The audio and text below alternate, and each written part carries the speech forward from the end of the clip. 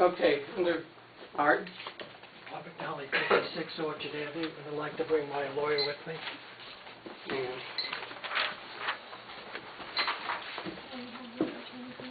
Attorney Deborah Stevenson.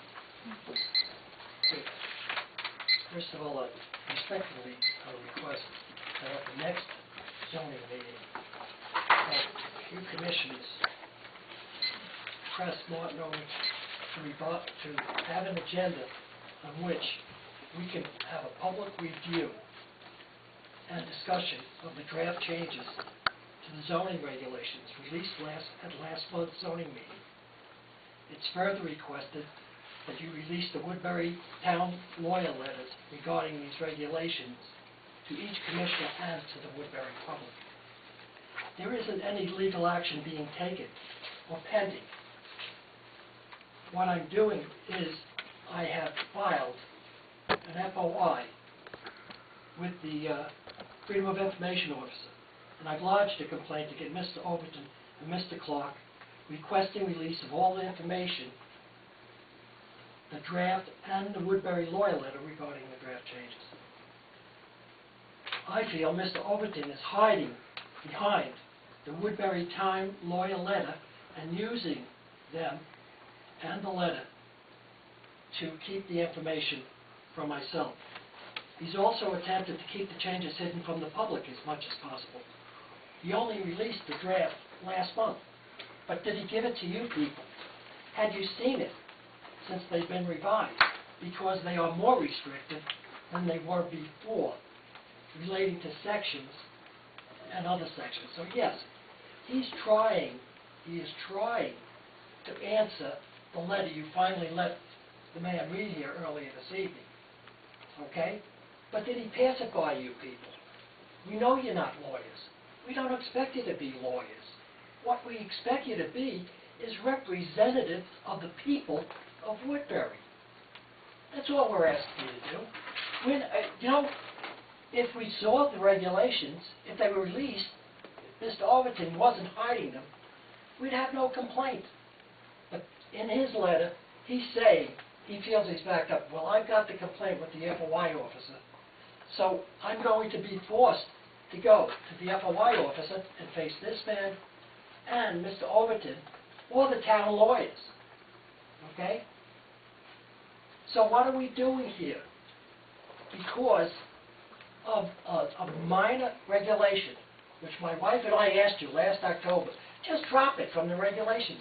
It's a month of time. Okay? It's a sign. Okay? If you would have just done that, you wouldn't see this other side up the street. It wouldn't be there. But it's because of the way we've been treated and the way we're referred to by your chairman. It's very frustrating and annoying. That's your 3 minutes. I would like to have the floor also. I represent Mr. McNally, and I quite frankly was shocked to hear some of the comments with regard to the Constitution. With all due respect, I believe as elected officials you all took an oath to uphold, preserve, protect, and defend the Constitution of the United States and the state of Connecticut. That passage that was read from the Constitution, and if you're not aware, the Constitution trumps all statutes. Okay? All statutes and ordinances must comply with the Constitution of the state of Connecticut and the United States. Okay?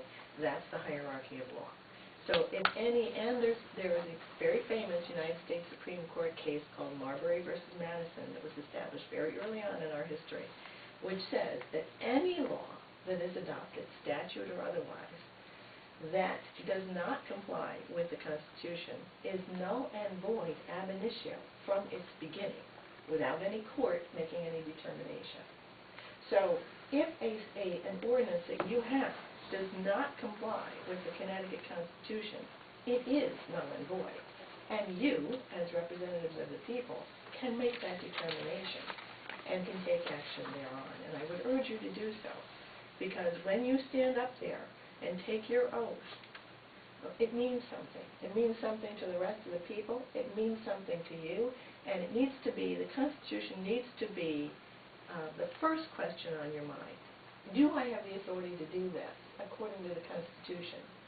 If any government official does not have the authority under the Constitution to act in the manner it's proposing to act, that action cannot take place, should not have taken place, and if it did take place, must be repealed, because it is null and void.